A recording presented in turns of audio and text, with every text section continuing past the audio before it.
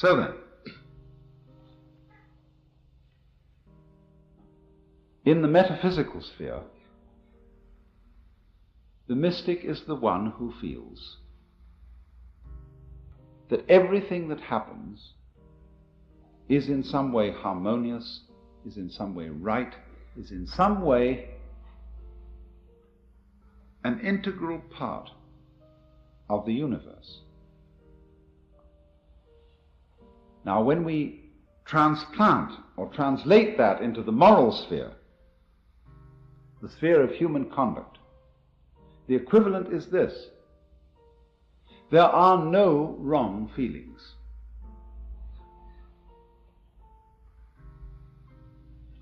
There may be wrong actions in the sense of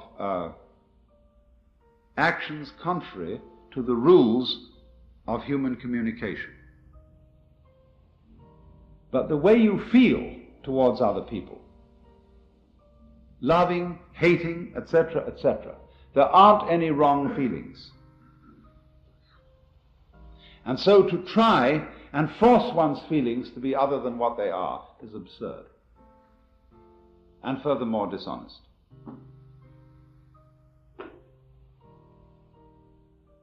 But you see, the idea that there are no wrong feelings is an immensely threatening idea to people who are afraid to feel in any case.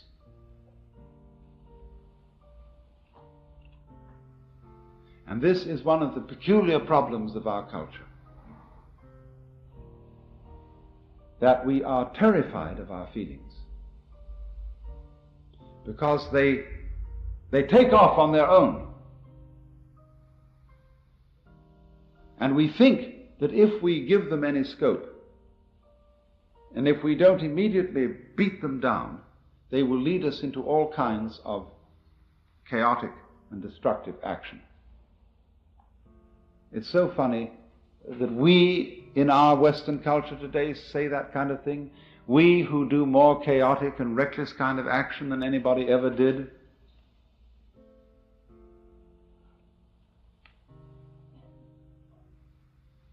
But if, for a change, we would allow our feelings and look upon their comings and goings as something as beautiful and as natural and necessary as changes in the weather, the going of night and day, and of the four seasons, we would be at peace with ourselves.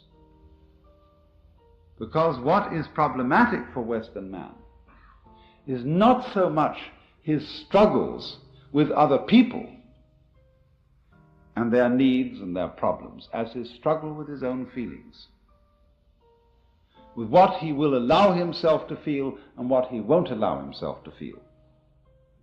He's ashamed to feel really profoundly sad, so much so that he could cry. It is not manly to cry. He is ashamed to loathe somebody, because you are not supposed to hate people. He is ashamed to be so overcome with the beauty of something, whether it be a natural landscape or a member of the opposite sex, that he goes out of his mind with this beauty. Because all that kind of thing is not being in control, old boy, not kind of having your hand on the wheel.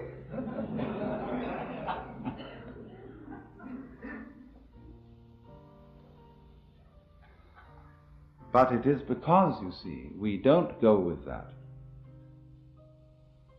we are not in control. That we try to pretend that our inner life is different. So I think this is the most releasing thing that anybody can possibly understand, that your inner feeling is never wrong. That's to say, what you feel, it's never wrong that you feel that way. It may not be a right guide to what you should do. In other words, if you feel that you hate someone intensely, it isn't necessarily the right way of dealing with that feeling to go out and cut his throat. But it is right that you should have the feeling of hating,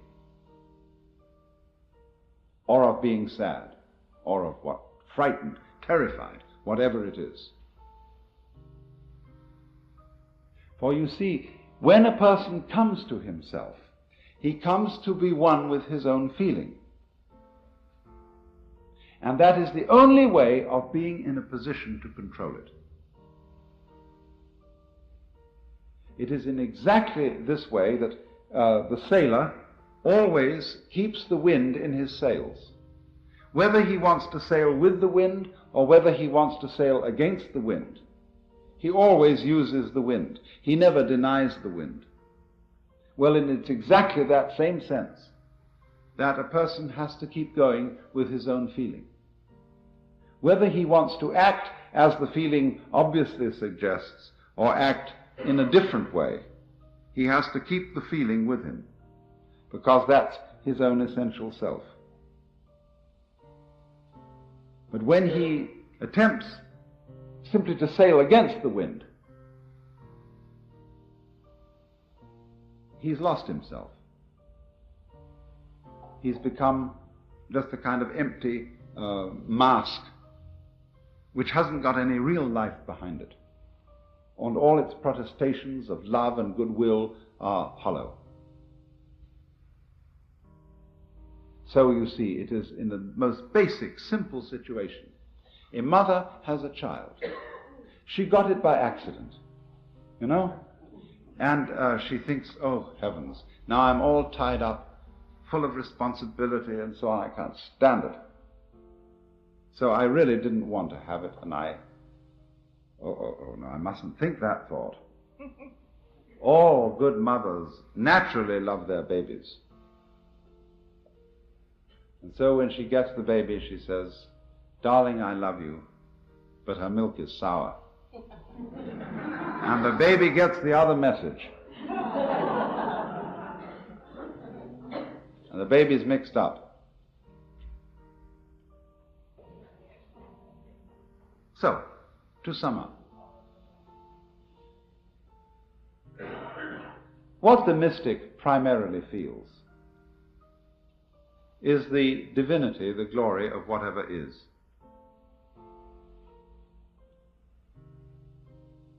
And when we apply that to the moral sphere, what is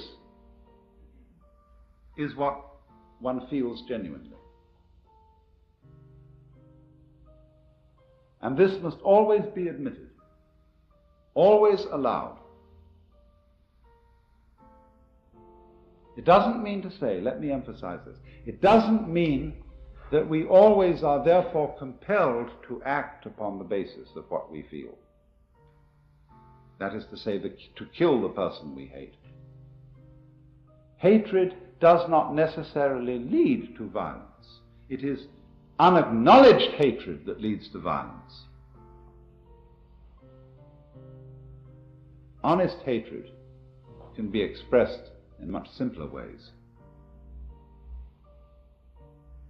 But the expression, the recognition, the acceptance of what is honestly felt is the moral equivalent of the vision that whatever exists is a manifestation of the divine.